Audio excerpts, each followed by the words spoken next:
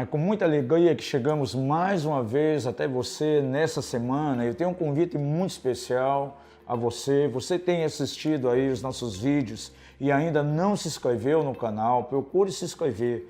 Nós temos muitas coisas boas, edificantes que virão aí para frente. Por algumas semanas nós temos considerado aqui as doutrinas rudimentares de Cristo, é uma meditação profunda em Hebreus capítulo 6, verso 1 e 2.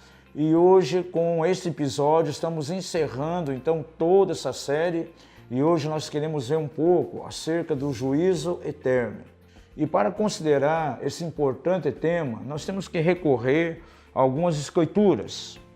Primeiramente, Atos capítulo 17, verso 30 e 31 diz o seguinte: Mas Deus, não levando em conta os tempos de ignorância, manda agora que todos os homens em todo lugar se arrependam, porquanto determinou um dia em que com justiça há de julgar o mundo, por meio do varão que para isso ordenou, e disso tem dado certeza a todos, ressuscitando dentre os mortos. Está se referindo à pessoa de Jesus. Uma outra escritura muito importante dentro desse tema é Romanos capítulo 14, o verso 10 e 11. A escritura diz o seguinte: Mas tu porque julgas teu irmão? Ou tu também porque desprezas teu irmão? Pois todos havemos de comparecer ante o tribunal de Deus, porque está escrito: Por minha vida, diz o Senhor, diante de mim se dobrará todo o joelho, e toda língua louvará a Deus. Ainda o escritor aos Hebreus, lá no capítulo 9, no verso 27, ele traz uma verdade muito importante.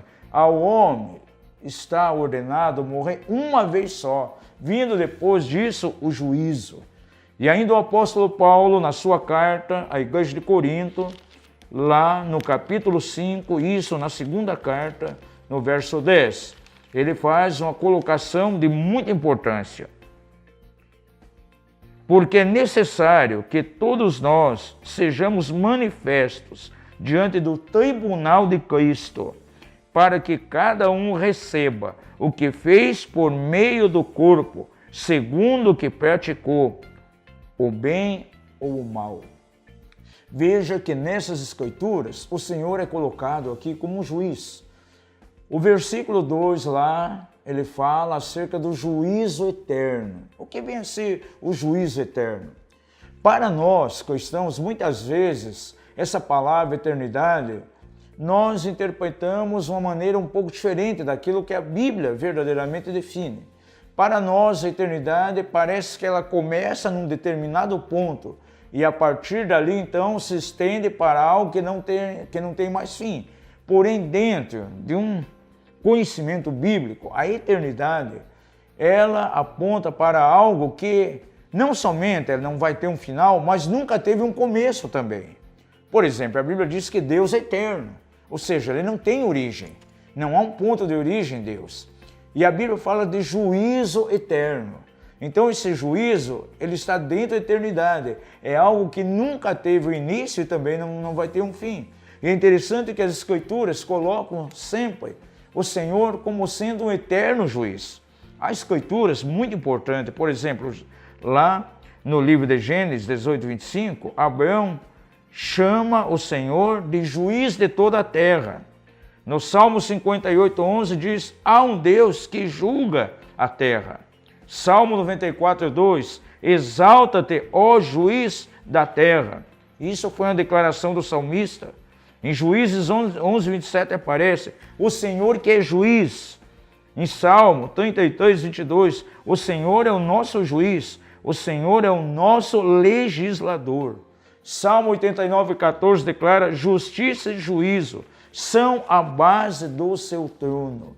Agora, dentro desse aspecto de juiz, o juiz eterno, que aplicações tem em nossa vida? Quero compartilhar algumas. Primeiramente, o Senhor como juiz. A Bíblia fala claramente que nós fomos justificados. Essa palavra justificar vem da onde? Vem de justiça. E quem exerce justiça? Juiz.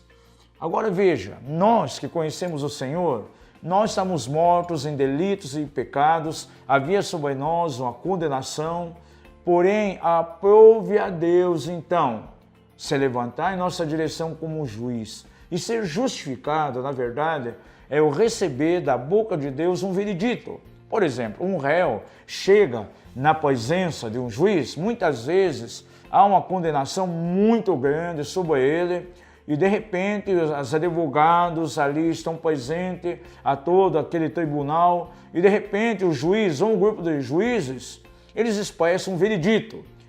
E muitas vezes esse veredito, aquele réu está sendo absolvido. E isso aconteceu conosco. Nós podemos experimentar a justiça de Deus, por isso estamos justificados. Porque o Senhor deu um veredito em nossa direção, perdoando os nossos pecados, todos os nossos delitos.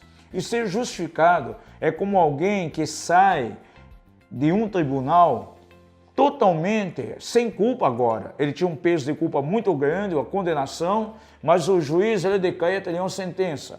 Você está absolvido. Isso aconteceu conosco. Pelo sangue de Jesus, nós fomos completamente libertos, absolvidos de todo o peso de culpa que é trazido pelo pecado. Isso significa ser justificado. Então nós vemos aí a ação do juiz diante de nós.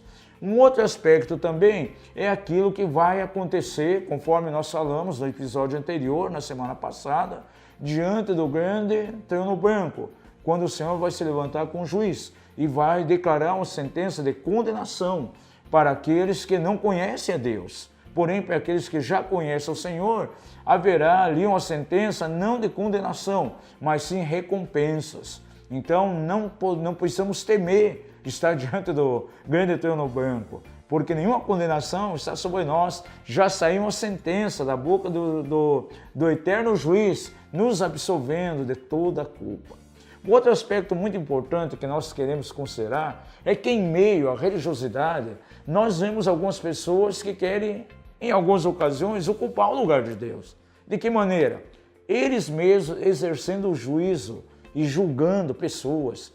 A Bíblia diz que nós não podemos julgar os outros. Cabe somente ao Senhor julgar. E temos que ter muito cuidado, porque com a mesma medida que nós julgamos, seremos julgados. Então, meu irmão, cuide para não exercer juízo na direção de pessoas durante a tua vida cristã. Até mesmo se você vê um irmão em pecado, um irmão que de repente comete um erro, não cabe a você julgar. A Bíblia é bem clara lá em Gálatas, diz assim, se eu sou espiritual e vejo alguém falha, eu tenho que conduzir essa pessoa ao Senhor, visando restauração e, logicamente, olhando para mim mesmo, para que eu não venha cair no mesmo erro, no mesmo tipo de delito, porque ninguém é melhor do que ninguém. Procure estudar na Bíblia sobre o Senhor como juiz, pegue uma boa concordância bíblica, pegue todas as referências e medite ali. Eu creio que o Senhor vai trazer muita revelação ao teu coração. Foi muito bom todas as semanas estar com vocês aqui no canal, compartilhando sobre essas doutrinas básicas da nossa fé cristã. Creio que serviu de bênção para você. Deixe aí o seu comentário, inscreva-se no canal, envie para os seus amigos. Se tem perguntas, faça a nossa pergunta e nós teremos prazer em responder. Nas próximas semanas teremos aqui outros assuntos maravilhosos que o Senhor já tem colocado em nosso coração e o nosso desejo é abençoar a igreja, abençoar o corpo de Cristo através do canal, trazendo mensagens de edificação, palavras proféticas e encorajamento a você. Deus abençoe a tua vida, em nome de Jesus.